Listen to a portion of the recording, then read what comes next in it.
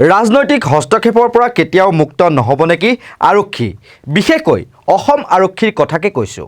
যিমানে দেখুৱাই তেওঁলোকে নিৰপেক্ষ হ'বলৈ চেষ্টা নকৰক কিয়, শাসকীয় পক্ষৰ যে হেঁচাত, বিশেষকৈ গৃহ বিভাগৰ দায়িত্বত থকা মুখ্যমন্ত্ৰীৰ হেঁচাতেই যেন পৰিচালিত হোৱা বুলি অনুভৱ হয়। সম্পূৰ্ণ প্ৰতিবেদনলৈ যোৱাৰ আগতে মুখ্যমন্ত্ৰী হিমন্ত বিশ্ব শৰ্মাই ডিজিপি জি.পি. সিঙক নিৰ্দেশনা দিয়া এই বিশেষ টুইটটোলৈ আপোনালোকে ভালদৰে মন কৰক, য'ত লিখা আছে ৰাহুল গান্ধীৰ বিৰুদ্ধে গোচৰ ৰুজু কৰিবলৈ নিৰ্দেশ দিছে মুখ্যমন্ত্ৰী হিমন্ত বিশ্ব শৰ্মাই।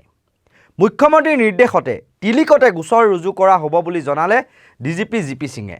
অৰ্থাৎ মিনিটতে একশ্যন মুডত দেখা গ'ল ডিজিপি জি.পি. সিঙক।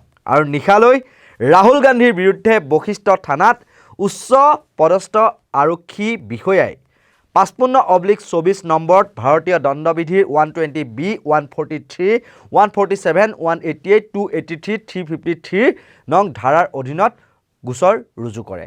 বেৰিকেড ভঙা, অনুমতিৰ চৰ্ত উলংঘা, নিৰ্দেশ নমনা ইত্যাদি অভিযোগ ৰাহুল গান্ধী, জয়ৰাম ৰমেশ, জিতেন্দ্ৰ সিং, ভূপেন বৰাকে ধৰি অন্য শীৰ্ষ নেতৃত্বৰ বিৰুদ্ধে। যিহেতু মুখ্যমন্ত্ৰীৰ নিৰ্দেশ, গতিকে 3-4 ঘণ্টাৰ ভিতৰতে সকলো সম্ভৱ কৰি তদন্ত প্ৰক্ৰিয়া ইতিমধ্যে আৰম্ভ কৰি দিলে আৰক্ষীয়ে।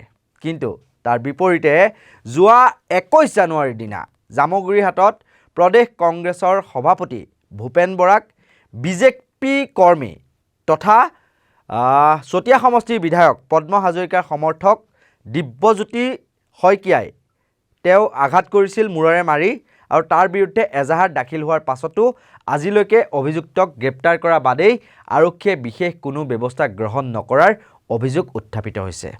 মন কৰিব, এইগৰাকী মুখ্যমন্ত্ৰীয়ে দায়িত্ব লৈ ডিজিপি অফিচত গৈছিল আৰু কৈছিল এতিয়াৰ পৰা অসম আৰক্ষীত কোনো ধৰণৰ ৰাজনৈতিক হস্তক্ষেপ নচলিব।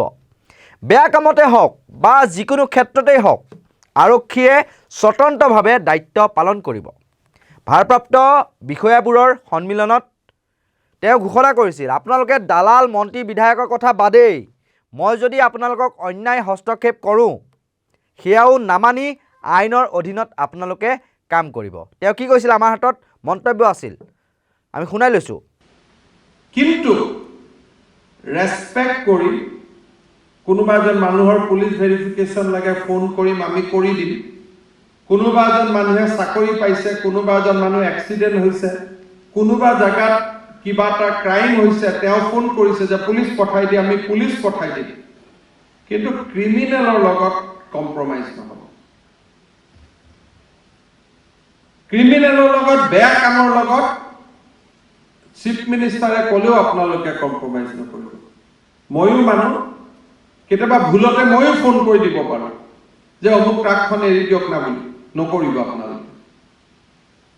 সকলো মানুহে টেম্পটেশ্যনত আহে। কেতিয়াবা মোৰো কোনোবাই মানুহে ক'লে বা মোৰে অন্তৰত কিবা এটা জাগ্ৰত হৈ গ'ল, ময়ে ফোন কৰি দিলোঁ ফট কৰি, অচি এই ট্ৰাকখন এৰি দিয়কচোন।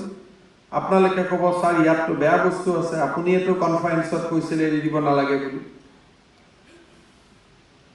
পাৰিব নাই ক'ব? একদম আপোনালোকে ক'ব, মোক ক'ব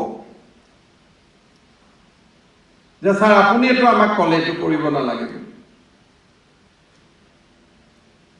এই ধৰণে আমি চলিব লাগিব।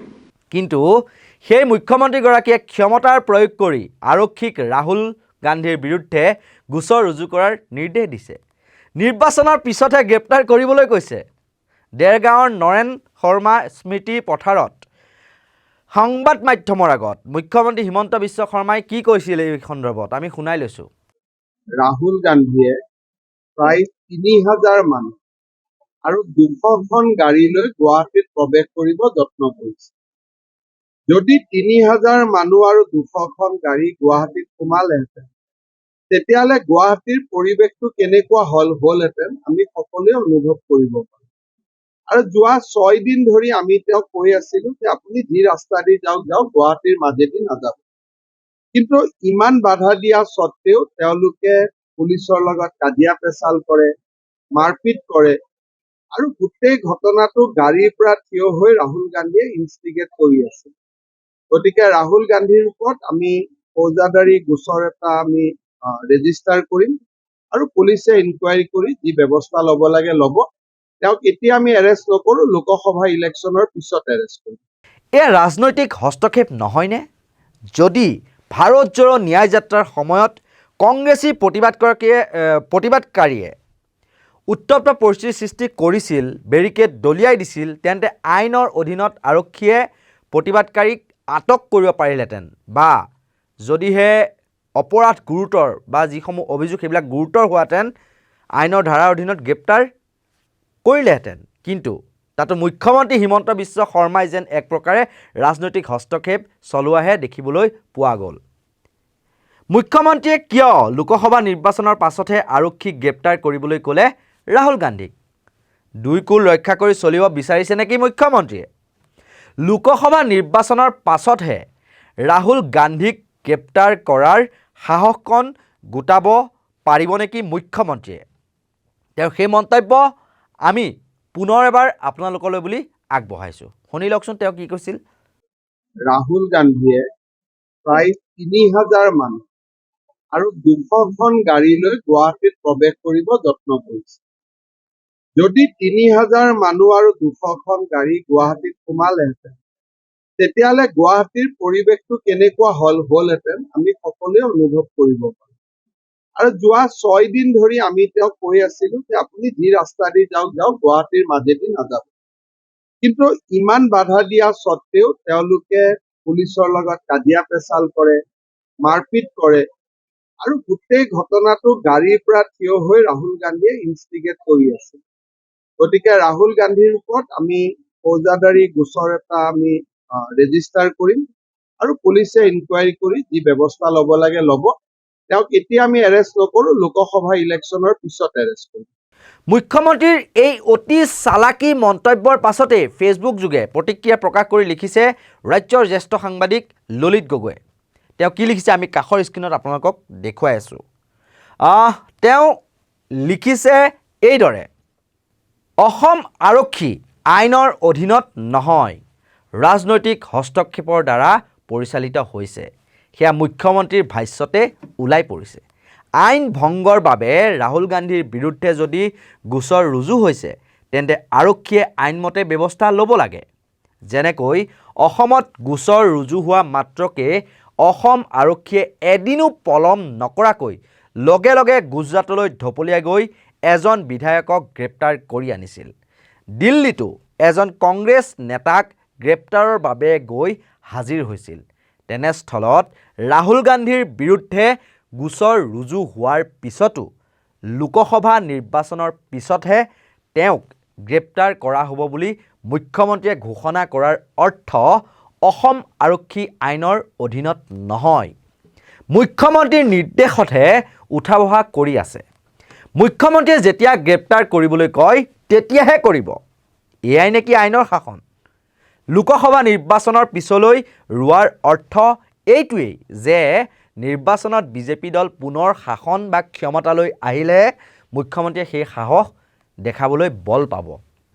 এয়া দুই কুল বজাই ৰখাৰ কৌশল যেন লাগিছে।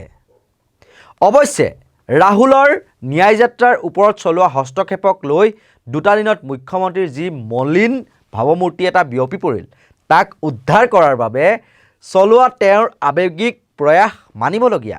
দেৰগাঁৱৰ পথ দুৰ্ঘটনাত প্ৰাণ হেৰুওৱা 11জন লোকৰ পৰিয়ালক সমবেত কৰি আজিৰ দিনটোত তেওঁ নিজ হাতে আৰ্থিক সাহায্য বিতৰণ কৰাটো ইংগিতপূৰ্ণ। ইমান দিনে তেওঁ সেইসকলৰ খবৰ লোৱাৰ প্ৰয়োজন অনুভৱ কৰা নাছিল।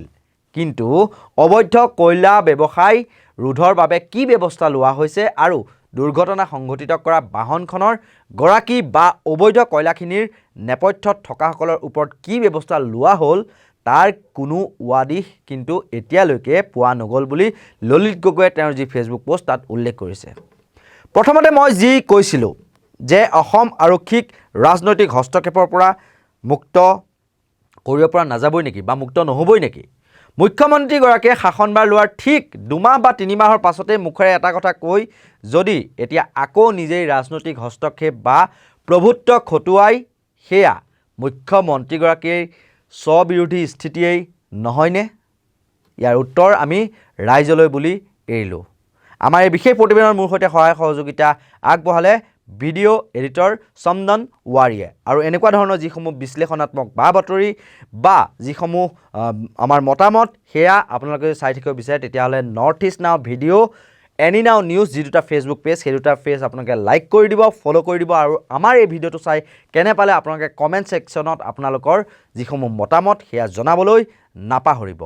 আৰু আপোনালোকে চাই থাকিব নৰ্থ ইষ্ট নাও। আৰু ইয়াৰ লগে লগে মই কল্পজ্যোতি শইকীয়াই বিদায় লৈছোঁ। ধন্যবাদ।